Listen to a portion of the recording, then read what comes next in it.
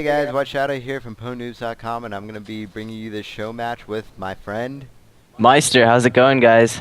Hey, and we are showing you a best of 5 finals match from the Pwnnoobs PN North American Open, featuring Huck spawning in over here at the 9 o'clock position and Zelniq over here at the 12 o'clock position. What do you know about these guys, Meister? Yeah, we all know Huck to be one of the top tier Protoss players. He is #1 on the Blizzard top 200 players list. Zelniq, not as well known, but he's still a very good player, putting up a great fight in the tournament. Did really well to get here. He is also featured in the Blizzard top 200 list, somewhere in the top 50, which is pretty commendable. I mean, to be on there is quite the accomplishment. Yeah, I definitely have to agree with you. Being anywhere on that list is quite the accomplishment, let alone being like top 50, because that was kind of an aggregate between all the diamond divisions or whatever. So it's quite an achievement to just be anywhere on that 200 list. Even top 500, I'd say you've got to be pretty well, you've got to be a pretty great player and to be able to make any of those lists like that. Yeah, definitely. We all know that it was, however, North American players only, so you won't be seeing the European players like White Raw and TLO and Damaga and whatnot.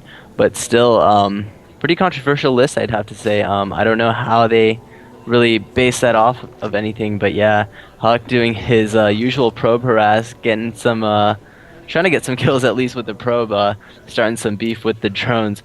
But yeah, he is going to throw down the pylon at the choke point of his natural expansion. Pretty interesting play. He's been doing it throughout the tournament, and we'll definitely see how that plays out later on.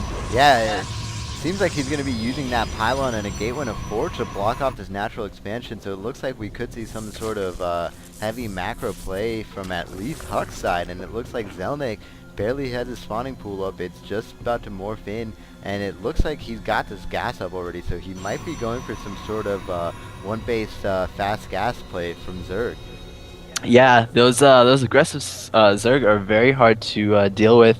There are a couple of players like Check Prime, who plays in Korea on the Asian servers, who are very good with that aggressive one-base play. But we'll definitely see if that is his option, if that's the way he's going to be going. It looks like right now, depending on whether or not Huck gets gas, we might be seeing a fast expansion, but we don't know. Yeah, he doesn't look like he has the gas up yet, so it's likely that he will be throwing down the fast expansion. Meanwhile, Zelniq continuing to produce more drones, and this probe gonna try to get back. Luckily, that Zealot gets back just in time. Yeah, and it looks like this pylon and and this photon cannon are going to be extremely well placed. So it looks like Huck is saving his minerals right now. Oh, and there it goes. There goes the Nexus. So it'll be interesting to see what he does now with these minerals. And right now he's just powered probing with so many probes over here. It looks like he's almost fully saturated. And he finally decides to throw down this gas right here, so it'll be interesting to see what he does next. Yep, and he goes for the cybernetics score. Pretty standard play so far. And it doesn't look like Zelniq has much to do either, or much to counter this right now. And it doesn't look like he should, because this cannon right here just plays extremely well, and these guys are just going to be toast if they try to go in, especially with Qui-Gon Jinn blocking off the base with his lightsaber. Yeah, Jedi Council definitely sending a nice little Jedi right there to protect the Protoss base. But yeah, right now it seems like a very slow game. Not too many attacking units in production right now. We do have gas as well as warp gate technology being researched for Huck. Yeah, he does have his second gas up, like I said. Zelniq, on the other hand, getting his expansion as well. He does have the metabolic boost already upgraded, and he is getting that lair. That Queen's going to be there to protect any early push. But yeah, right now, very slow game. Not much going on, and I don't know if this is going to play out into a huge macro fest, but we will see very soon. Yeah, and it looks like this Queen is actually going back to the other base, probably to spawn some larvae, it seems like. And it looks like Huck just doesn't have much going on, except, oh, look at these two gateways warping in. So it looks like we're going to see some sort of like modified 3-gate strategy going on here. And this photon cannon also is warped in right here at this ledge, so it's going to be excellent in position to kind of intercept any of these Zerglings that try to get through. And these do have the metabolic speed upgrade, like you said, so if they just get by this one Zealot, they could wreak havoc over here at this mineral line. Yeah, I totally agree. And Zelniq doesn't seem like he has any vision of this. He's completely left in the dark. Those overlords are just sitting at the edge of the map, totally just checking out whatever's going on at the edge of the cliff, seeing the sights, I suppose. But they have no position, or at least no vision of what's going on right now. Those two gateways are gonna warp in. He does have warp gate technology research, and it looks like he will have 3 warp gates up very shortly. And this could spell bad news for Zelniq, who doesn't have any other attacking units other than those 3 Zergs. Yeah, and it looks like he's going for a Hydralisk Den right now, which is kind of an interesting move, especially when he sees that Huck has these 3 gateways, but I guess he can't see anything else. And these overlords, oh man, they're just sitting here doing nothing. They could see these 2 warp gates and even this 4th one warping in, but they're just doing a whole bunch of nothing. And the Hydralisk Den is now finally up, but it doesn't look like he's going to push any Hydras. It just seems like he's making more drones. And oh, if Huck, yeah, there he goes right now. He's going to start pushing out, and it looks like he's going to be able to take these couple of Zerglings out. Yeah, he's getting control of the Zelnaga, but doesn't look like he wants to stay for too long. He is going to be making a push with his sentries and his zealots. Right now, Zelniq only has 3 Hydras in production, as well as the Spine Crawlers, but that's about it. He's forced to bring all of his drones, as that's all he has. His Queen getting in on the action, but Huck is force firing or focus firing the Spine Crawlers, and they go down very quickly. The Queen is forced to back off. And my goodness, Zelniq right now has nothing to deal with that. Yeah, those first couple of force fields on that Queen missed, but it looks like he got him the 3rd time around. And now these Queens and Hydras are just stuck up on this ledge, and they're not able to do anything.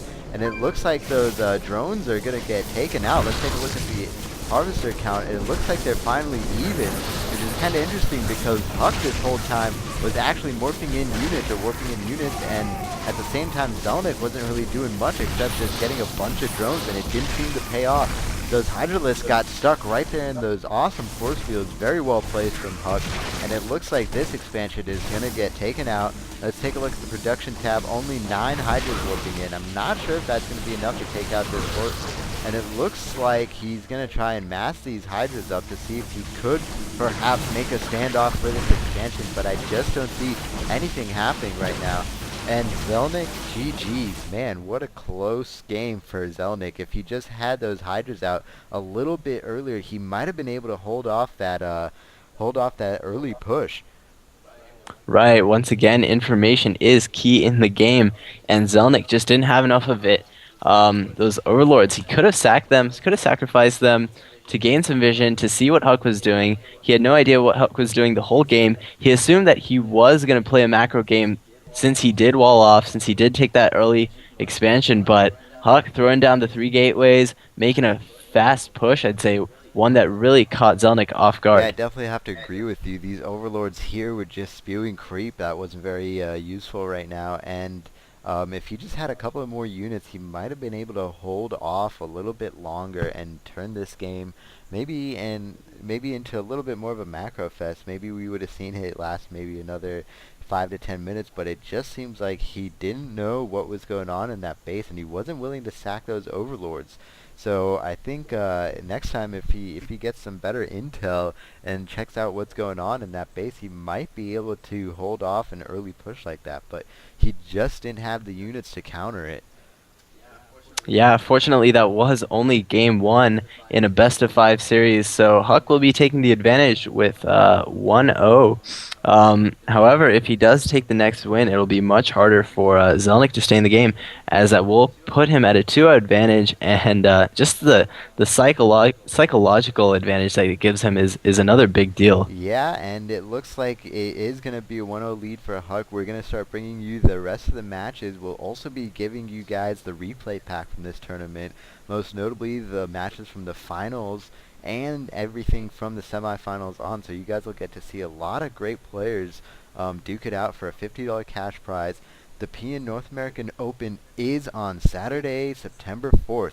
Again, we're probably going to have a $40 or $50 cash prize like last time, And we just wanted to give a big shout out right now to Warzone Gaming in Tempe for allowing us to broadcast and organize the tournament from their place. They hooked us up with some sweet desks where like 4 or 5 of us could organize the tournament and organize all the players and everything. And they also helped with a large amount of the broadcasting. So big shout out to those guys over there. I really appreciate all their help. If you're in Arizona, check them out. Great guys there. Stay tuned, subscribe, comment, and let us know what you thought of this match here. We're looking for your input. Thanks, guys. Bye-bye.